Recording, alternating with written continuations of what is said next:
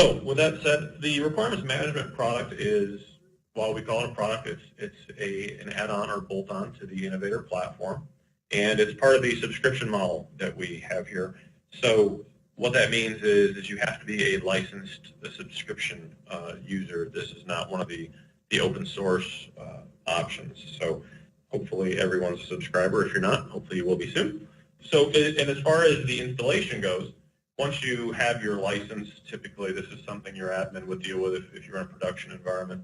That will be installed on a server. There's no client installation to be installed, so your individual users don't need to worry about having someone come and touch their computer to make everything happen. So as far as the user interface, once you have everything installed and you have the permissions to access everything, you would see the requirements management item here in the table of contents. And along, as with everything else, this is all part of our consistent user interface. Everything is secure, browser-based, and I did mention a little bit of the visibility in the table of contents. So if you want to manage permissions based on roles or by individuals or groups or anything like that, you can change that visibility. So if you didn't want a certain group of people to be able to see requirements management here, you could turn that capability off. As we jump in, you'll see the same search grid and capabilities as the other parts of Innovator. So just going to jump in here and look at our requirements documents. And really, when we talk about requirements, at the very most basic, we're talking about defining the features, the functions, perhaps testing, and so on, that a product must conform to. And every company is going to do it a little differently. We're just trying to give you a notional demonstration here of some of the capabilities and some of the different options. So we have a pre-built demo database that I'm actually using here today that some of you, if you were at our ACE conference this year in Detroit, would have seen some of this. And so we're just picking up with that. And so as you jump into your requirements documents here, you'll see a number of documents in here. And typical grid format here. Your requirement document can take many different forms. They could be customer requirements, product line documents, regulatory requirements, test specifications, manufacturing, any number of those things. And that's all going to depend on how you use the requirements management tool in your business process. So as I open my requirement document here and I take a look at things, again, this is just a notional example. It's pretty typical layout that you've seen before in the different parts of Innovator, and we've got different groups of people. It can be people or groups that you can set your managed and owned by, your titles, and like everything else in Innovator, it's revision controlled and it's got statusing. And I'll actually refer back to that in just a little bit. And kind of the rubber meets the road down here in the content area. This is where we actually link in our individual requirements. The requirement document, you can sort of think of that as a collector that kind of puts everything together, and that's what also allows you to start to build your structure. So we look at the chapters here, and this is where you build that hierarchy of indenture and whatnot. And as you add your requirements, you can shuffle them around. When you're in edit mode, the controls here become available. And like everything else in Innovator, you do have your right-click context menu to allow you to do some of the things in a little less mouse movement. And also you'll notice that in addition to the requirement document being revision controlled and having lifecycle status, all the requirements themselves also have lifecycle states and revisions. So everything here is revision controlled. I'm seeing a note, resolution. Okay, give me 1 second. Apologize for that. Okay, so back into our requirement document here. So where were we? Just talking about the states and the revisions. And you get a bit of information here to tell you what those requirements are about. The title is very much like any other title, a quick description of what your particular requirement is. The text is where you start to get a little deeper into that. But you see the information, priorities, and risks, and you can sort by that, and everything is the same as all the other Innovator grid bits of information. You've got information about files and links over here on the far right that gives you even more information. So real quick, I just want to show you the other side of things. When we jump into requirements themselves, they're also listed out, and I have a number of requirements in here, quite a few actually. And what you're seeing here is those requirements is just the individual items. So we're just in the item grid. And again, I have the same information here basically that was presented in the requirement document. And I get some good information here in terms of file attachments. This is attached to parts with just a quick little icon to tell me what's going on. Inbound and outbound links, and I'm actually going to circle back to those in just a minute. So as far as, let's jump into one of these requirements, and I actually have a couple open already. So some of the slick things in the requirements themselves as you're authoring them and generating the content. You already saw some of the bits of information, complexity. These are all run off drop-downs. So when we're in edit mode here, you can actually select these. And these lists are customizable, so if you don't want low, medium, high, you can change those. We also have an out-of-the-box category capability in here that is in addition to our classification. So you may have a schema at your company by which you classify information. We're 100% compatible with all of that, and that's all part of the core functionality of ARIS Innovator, and that's extended to all of our item types. And really, requirements and requirements documents are an extension of that data model. They're just more items. All of Innovator is items, which is what makes Innovator so powerful, and its ability to grow and customize to what you do. So some of the slick ability here that we've got is you get down to the text pane here, you'll notice I've got some text and I've got some hyperlinks too. So I've got this rich text ability, and we've got an editor built in here, so I can build links, I can change the font, I can change the colors and indent, and all the good things that you would see in a decent text editor like Microsoft Word or any other that you might use. We also have the ability to add tables and whatnot. So this particular requirement was talking about the printing technology for the 3D printer we had for our examples here. I want to show you also in terms of some of the other capabilities we have. I've also got in this guy here, we can add files.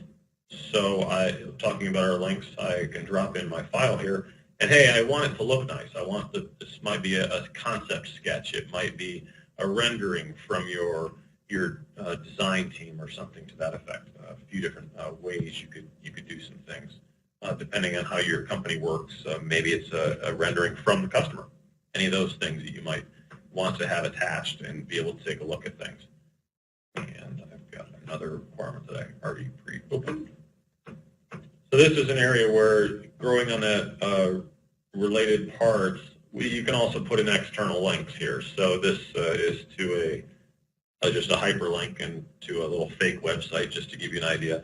You might link to, if you're in aerospace, to some FAA information, for example, or if you're in transportation or automotive, to NTSB information, something like that. And that gives all of the folks that are going in and operating on those requirements or they're linking to the requirements the ability to go and get that information. That way you're not copying that information and having your own copy on your site and then perhaps the FAA updates it you didn't know about. We also have the ability to have outgoing and incoming links. So this is an example here of where I've actually attached this particular software requirement to the test spec that we have in our list of requirement documents. So you can have requirement to requirement linkage to be feeding information. It might be a hierarchical linkage in some cases, but in this case, we're linking from one requirement that's in one document to a requirement in another document. And just to quickly give you a look at that, so in this case, we were linking from requirement document 1 to the 3D printer requirements down to the software test plan. So that as the testing team got a hold of things and they were to get into the particular requirement that had to do with what to test, they would be able to follow that link back to that software requirement, the initial requirement, and to be able to get their hands on that particular requirement for how it should be tested to meet conformance. So here's that particular features to be tested requirement. And you'll notice, again, I've got the link here that says, hey, I've got a link. So when I open this particular individual requirement, I'll be able to see that link and follow that back so that I have traceability, I have access. And this is also one of the strong points of Innovator is that everything's built in. Everything is all in one system. Everything is linked together. So what I wanted to do here, it's nice to kind of to walk through some things and show you some things, but I wanted to try and give you a notional example of how things would work. I'm just checking to see if there's any questions or anything that popped up. Nope, everything was good. So trying to have a little bit of fun here. So if you can kind of imagine maybe that you're in charge of a product line or something like that, and your company's come up with some ideas, and you want to do a new thing, a new product, whatever widget or system you might make. And so your boss comes to you and he says, you know what, hey, we want to make a new product, and he hands you this document here. And looks like today we're going to be joining the Avengers, and we'll have a little fun today. And we're going to take this document that was given to us, and just to kind of give you a little example of how you might take this and run with it. Just pretty notional. Here's some what might be in here. And it's obviously gibberish text, but I think you'll get the idea of this document. Typically, if you get it from a customer, it might be hundreds of pages long. So you'll be kind of parsing that out because you want to be able to manage it at an individual requirement level. So real quick, we're just going to make a requirement document here.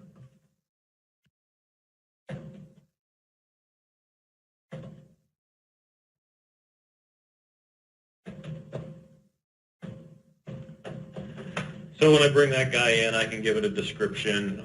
My requirement document number is going to be generated automatically. So is my revision status, very typical of Innovator in here.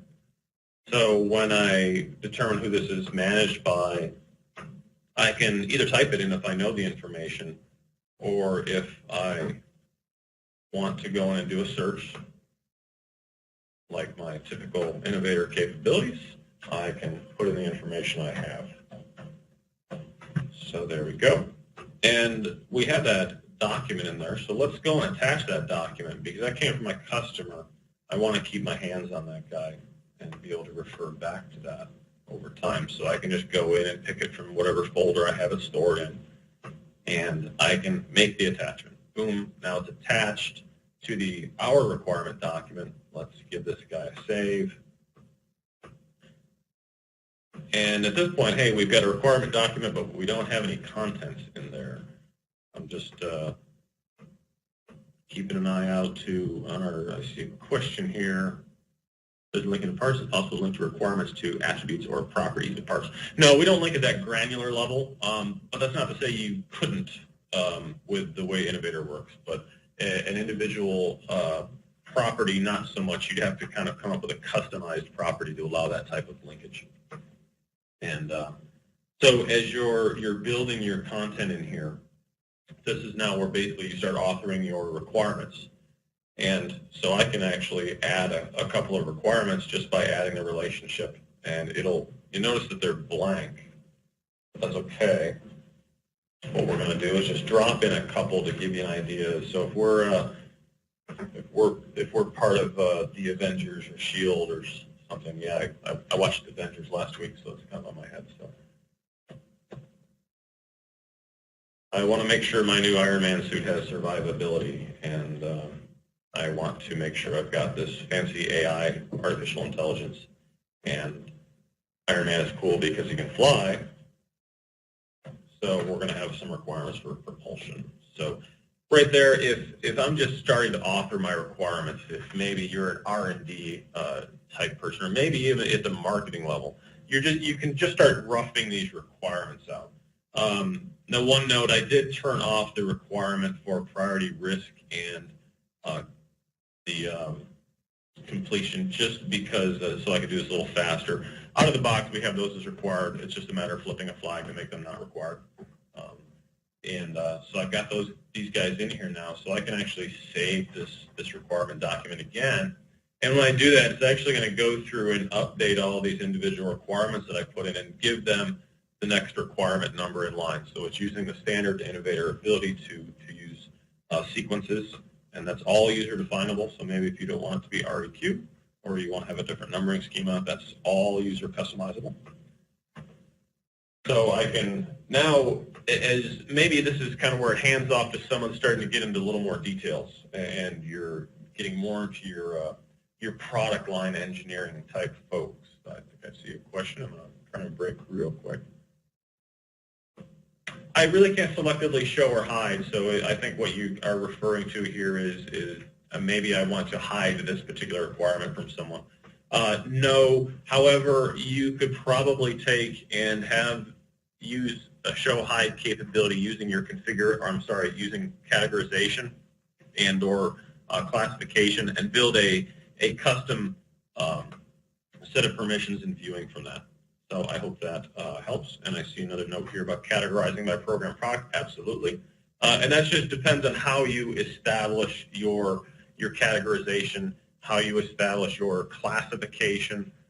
There's different ways to do that, and that gets a little bit complicated for a quick demo here because there's some different schools of thought, but yes, you can do that, definitely. So hopefully that link gives you a little bit of information there. And so I'm just going to now kind of think of if I were now more of a design engineer or, like I said, a product line engineer, would probably be a little more better example here. So I'm actually going to dive in now. Let's go in and start to refine these requirements and start to add some information. So I can actually go in this guy and say, hey, and I need to lock this out.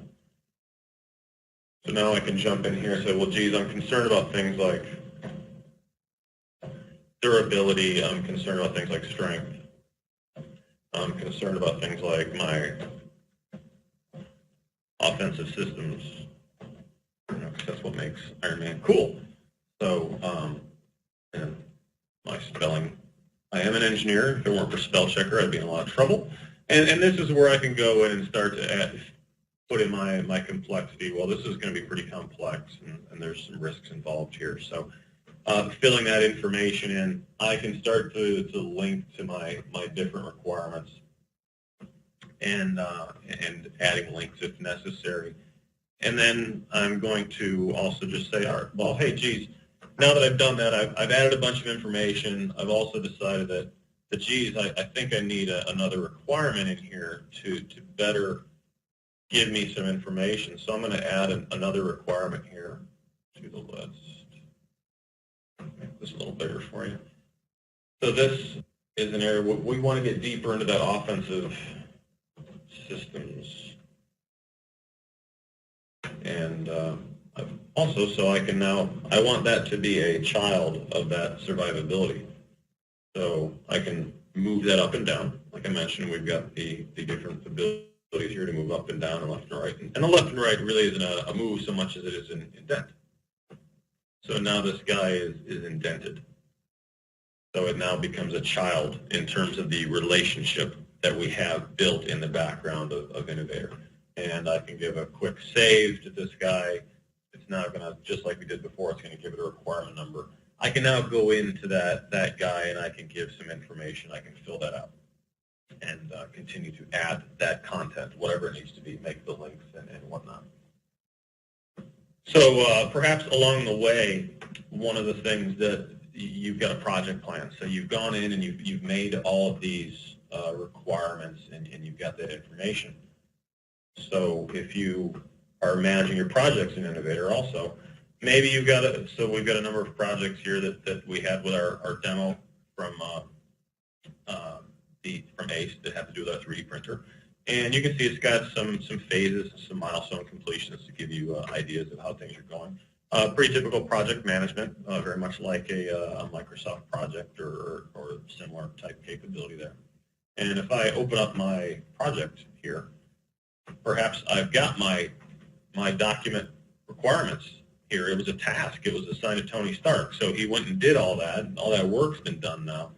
And so I want to come in and take credit for it being done. some of the slick things that we're able to do with the requirements then is I can go in and first I need to lock it. That helps. There we go. I want this guy.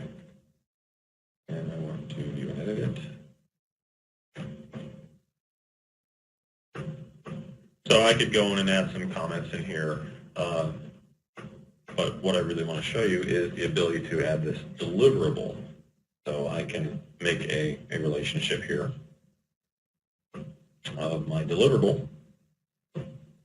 Oops, I want to pull in a requirement document. We can make that as our connection.